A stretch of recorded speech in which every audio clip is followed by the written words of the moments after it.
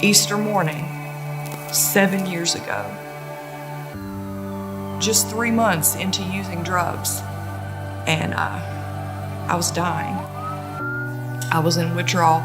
I was in septic shock. I had to call an ambulance to come and get me.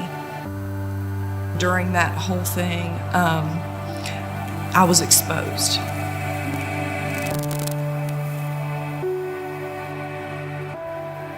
Everybody knew I had to go to the hospital. Everybody knew what I did as a career. My world at that point started crumbling.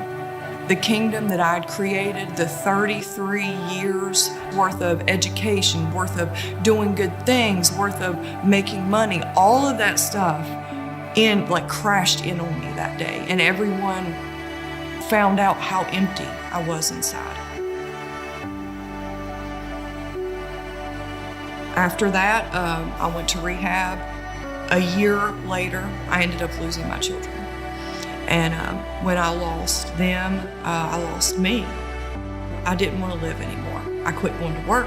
I quit everything. I quit caring. And I really started trying to kill myself. I overdosed several times, had to be Narcan and brought back to life. And I was mad. Every time that I was brought back, I was mad because I just wanted to die.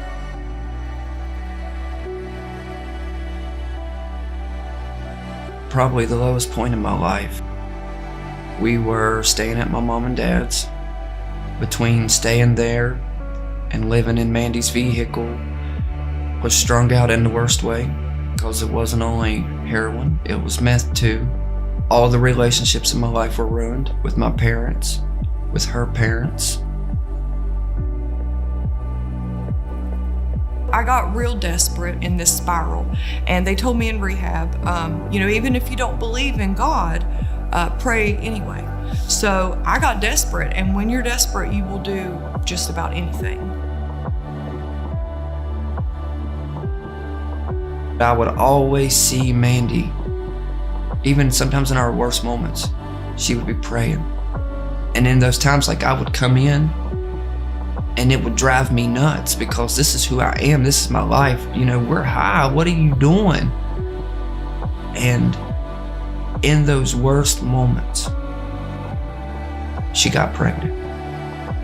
Which was great. Everyone thought that was great. The things that I heard was she doesn't even take care of her other 2 kids, and she's on drugs, and she's dating her drug dealer who's probably in jail. So why is this a good thing? But I kind of knew that God knew me better than I knew myself. He knew that if He put something in me for me to care about again, that I would reconsider what I was doing. So at that point, I had a very important decision to make. I could either continue to use drugs and lose this child too, or I could humble myself and get some help. And I went and I got put on medication and started going to a program. And we ended up having our son, Declan. And a little while after he was born, someone came to me and was like, "What does his name mean?" And I was like, "Well, I don't really know." So I looked it up, and Declan's name literally means man of prayer. And that was the first, is it odd or is it God moment in my life? I was desperate. I was praying for a way out of this. I got pregnant with a son, named him Declan, and his name means man of prayer. Maybe there's something to this. Maybe there's something, we're onto something here.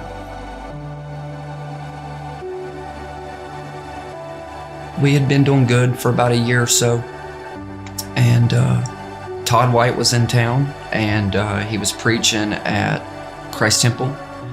The people who invited us, they were going with a couple other people, and Mandy said yes. We didn't have anything going on, and we went. When we went into that service up there, I cannot tell you what happened. It was like the woman with the issue of blood. When she touched, she was healed on the inside, and she knew it. And that was how I felt that night. And I knew that that was what I'd been looking for my entire life. That feeling of love and fullness, and that hole that was in my soul was finally filled. And I was like, what is this? What is this? I left there higher than I'd ever been in my entire life. And I've been really high, like dead high. That's how high I've been. But this high was like, I need me some more of that. I need me some more of that, Jesus. I don't know nothing about it, but I'm running after that for the rest of my life.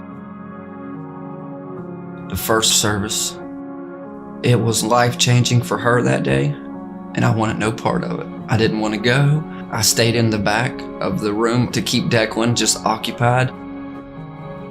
But all through the week, I could see something different in Mandy. Like, I don't know what this is, but I can feel it.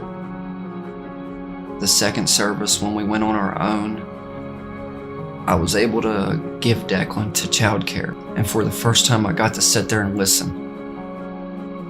The third week, our first week here, I just started to pick up on things, and one of the moments where God really grabbed me is I'm a seer to believe, and so I was just talking to God, and I said, God, okay, if I'm going to be in this, I'm going to be in this with my all, and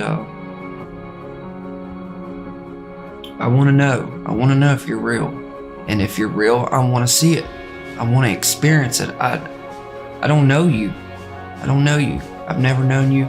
And in that moment, he started speaking to my heart, and there's not words for it. There's no words for it. And I knew in those moments that there was something to this. These people, they're not crazy, and you can't put it into words. When God's got your attention, he's got your attention. There's something to us. I had tried for years to come off of this medication. I could go a couple days, I'd get sick, I'd have to start taking it again. That night, I was delivered from that. There's a lot of other things that I was delivered from that night too. Just the external things that I was filling that void with, the men, the money, the drugs, the whatever. I didn't need that anymore because I was so full in here. And now it's like coming out, overflowing, that there's no room for any of that in here. Jesus was the answer, and he's been the answer the whole time. There's freedom. There's freedom in Jesus. There's freedom in knowing him. And there's freedom in knowing who you are because of him. I've made a lot of choices in my life that had severe consequences. And there's a lot of choices that I regret. I can't do nothing about them now, but I still hold on to the regret. And this is one decision that I know there will never be any regret. It forever changed our life.